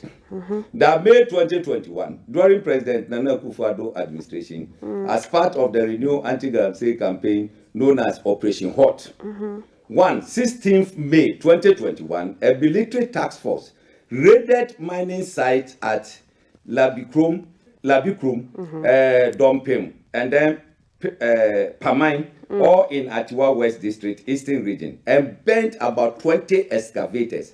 Report indicated that 8 to 10 excavators and bulldozers belong to Extra Gold Mining Limited, a company managed by Kate Jemfua, the MPP National Women's Organizer. Now, 18 to 19 May 2021, Kate Jemfua publicly condemned the action, stating that her company was licensed operator and that the destruction of the equipment was unlawful. Then, 3rd June 2021, the then Attorney General, Godfrey Dame, defended the action, describing it as evidence that the anti-Galamsey campaign was being applied fairly, regardless of political affiliation. Right. This, what you yourself you have read. Mrs. Kate Jemfua has a company, a licensed gold mining company. The narrative you were putting on this platform was that the woman was engaged in illegal mining. Is it not true? But the woman has a gold mining company. No. Hold on. Legal, registered, licensed, gold mining. You see, there's something you call the separate legal personality. You do not associate Madam Kejemfua. Please, let him understand that he's a lawyer. He should not display. He should not advertise this ignorance. What kind of ignorance? Mr. Separate legal personality. Oh, please stop that. You are giving a license to mine in GTV. Politicians cannot be given license to mine. Listen. It's not allegation. It's alleged. Listen, you are given a license to mine in GTV studio. Then you move from the studio and go to makeup room to go and mine. Are you not illegal miner? Okay. Are you not? It's out of your. Out of your jurisdiction. Where's the evidence? Huh? What you are saying? Where's the evidence? Is it not it? ChatGPT. So when you go to court, you are going to produce this ChatGPT records. ChatGPT, Ross, mind you, in full report. No. Go to police headquarters. These are new sources. Office. What are you talking about? These are new sources. What are you talking about? These are new sources. You know what? You know what? News sources are not evidence that will be admissible. So now you are journalists. Hold on. Yeah, you got to But I have the president to take actions on it. I am not saying that these are evidence. I'm not saying that these are evidence that can be adduced before a court of competent jurisdiction. But you can use a media report to adjudicate. There is a whole provision on admissibility of evidence. You cannot be abusing this evidence. The reason why, Mr. Adoye, the reason why I'm saying this is that you have sat on this platform to copiously mention Miss Kate Jemfua's name. And I'm saying that, hold on. Is it true or not? From your own reading, yes. You mentioned a gold mining company. Is that not it? Yes. And is it not the gold mining company's asset? Not a licensed company? Is it not a licensed company? Why is it on to me in jail? Why is it to me in jail? What are you talking about? We sit here. Mr. Adoye, he's trying to educate us. Go and read the case of Solomon versus Solomon. Go and read the case of Solomon versus Solomon. Mr. Adoye. It's a misinformation. That a company is separate from its directors. It's not true. That the company is separate from its directors. See this ignorance they are showing here. That companies are separate from their directors. Advertising ignorance. Let me restate my position for everybody to listen in Ghana. I am saying that once a company, once a company is incorporated, it gains what we call a separate legal personality. No doubt this about separate that. legal personality means that the company can be sued. The company can sue and can be sued, and it is separate from its shareholders and directors. So if a director called Miss Kate Jemfua is the owner or is a director in Extra Mining Company, and Extra Mining Company has been found to have engaged in any more practice that is being alleged by Mr. Adoye, you cannot directly take Kate Jemfua. No, you cannot directly. That is the position of the law. That's the law. I refer you to the case. I refer you to the case. Hold on. I refer you to the case of Solomon versus Solomon. I refer you to the case of Morko versus Kuma. These are Supreme Court decisions on what I'm saying. So you don't sit here and do that. Matiti. He has given evidence. Extra gold mining company also. Like GTV. Okay. Let me use GTV. Can GTV speak to me that Hopsy come to the studio? Okay. GTV, as people are watching, can GTV talk to me? Is it not those in charge, your producer or the host, who will talk to me? Yes. So when you talk to me and something happen here, and they want to sue, they will sue GTV and sue you, the host. Two of us. True. So what is he talking about? They should forget about that. That's true. Forget about that. Who brought you to GTV? Listen, Mr. Adoye. What you are saying is I don't know anything about law. You because I don't you are know not anything about legally law. trained. But so I'm saying you say that. these things. Hold on. You say this. You know, even in the Wontumi matter, the lawyers have concerns about the way the corporate veil was pierced. Your man was going there, and that so there is a corporate veil. that can be pierced. Until you pierce that corporate veil, you don't go for the directors. You deal with the company. So It's that's what I'm telling you. unfortunate I am trying to shield you from suit. No, I'm shielding you from legal suit. I dare That is what I'm Kejefua telling to you. sue me. That is what I'm telling you. You have to be careful. You have to be careful. What are you talking about? You have to be careful. I am not done. You are not pierced the corporate veil and you are blaming the director of the company. There's a Please, thin you have to be line. There's a careful. thin line between And gambling the person, defamation, and the director of the company. and defamation, I mean, what is this? This is and basic law, defamation. company law These practice. allegations that you have read for us by a way of what will be used to adduce evidence or whatever the law term is. It has not gone to court for us to have a final determination that Madam Kejefua and the exim was excavated bent or not? Okay, that action happened. Did Madam Kejefua speak to this country several? Did Madam Kejefua speak to the burning of the excavators or not? And does it mean did she accuse Akufo-Addo of unfair thing or not? All the videos are there. But excavators are legally used to mine. So maybe excavators are legally used to mine. He did not deny that the excavators are not. Yes. Okay, so because her company is a registered company, so they will have excavators. Not mine anywhere. Not mine anywhere, but own excavators. It's MPP defending MPP person. Don't follow it. I am speaking law. I am speaking law. You are speaking Mr. Osunladoye have lawyers. I know he has had multiple court issues, so he has a lot of lawyers. Yes. When you move from this to how many? You have many lawyers. I know. How many? I know you have many lawyers. But speak to your lawyers on this matter, so that when you come on TV next time, you will not be advancing this. The multiple seats you are opening yourself out, and we are dealing with it. That's all. But you have even started to say that you have a lot of cases in court that the attorney has entered into null prosecution. I said the one you people have. He did not say, Ross, he did not say many cases. He said multiple or many cases. I did not hear that. It was the previous administration kept pursuing him on many charges. And the Attorney General came and did investigation into these charges and has discontinued those cases. It's one I heard of. One. He mentioned the radio one that he said. Were you sleeping? It's the radio one that he mentioned. It was the radio. Okay. But I said I sat on radio to make a statement. Yes. My contribution to LPP's victory. And police was instructed to arrest me. They arrested me, put me in cell. And they took me to court for over 1 year. It is this administration that discontinued that. When they call for evidence from the police, they couldn't provide. And they are saying that. So that we are saying that what we are saying that what we are saying is that it means that you are a beneficiary of this government. Why not? You are a beneficiary. That is why you come on TV. That is why you come on radio. He's a Ghanaian. The cause of this government. You don't follow that. You see, Ghanaians are listening. Ghanaians are listening to you. And Ghanaians, I'm sure today will be very disappointed, and they'll know why you go on the tangent you go when you sit on radio Ross, and TV. so a Ghanaian cannot benefit from. Let me make this clear too. It's a government. So listen, are you not worried? Are you not worried that it's only people associated with the NDC that is being giving justice in the course of this? There's a research that shows that nobody else who doesn't. So far, if you know one MPP person that has been given justice. So it's either MP or just mention one. One is Panda MP. Panda MP. Was he giving justice or not? Panda MP. Panda MP is NDC.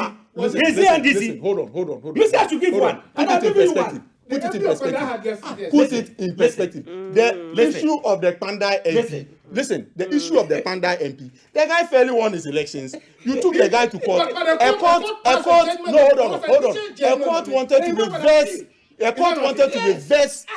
court wanted to reverse the victory. No, please. Okay, gentlemen. You give me 1 minute to do the president. The president is yes. So yes, the president. Yeah, we are closing the show now.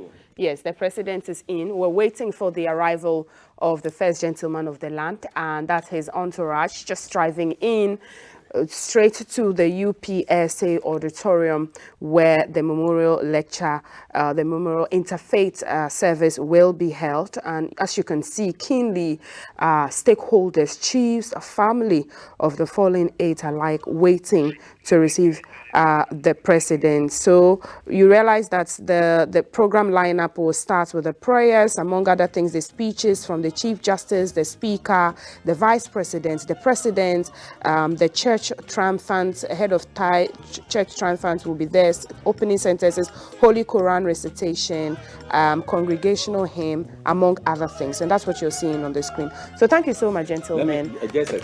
We have to go. I want the public to know this. I was MPP member. We were together. And they said they don't need me in the party. All right. So they should never dream that I will sit on telly and say something that will favor them. I will never. All right. So thank you, Mr. Hobbs. You say it's in favor, I am okay. Director of Fields in future will be of coming back to United Party. General Amin is not the regional vice chairman NDC, Ron Esquire. Always in the spiritual conversation, member of MPP Legal Directorate. I am out inside us. Thank you so much. From I and the crew, we'll definitely see you again. We're crossing over for the rest of the Interfaith Memorial Ceremony in commemoration of the fallen 8 stakeholders or statesmen, if I can say, that lost their lives in that helicopter crash.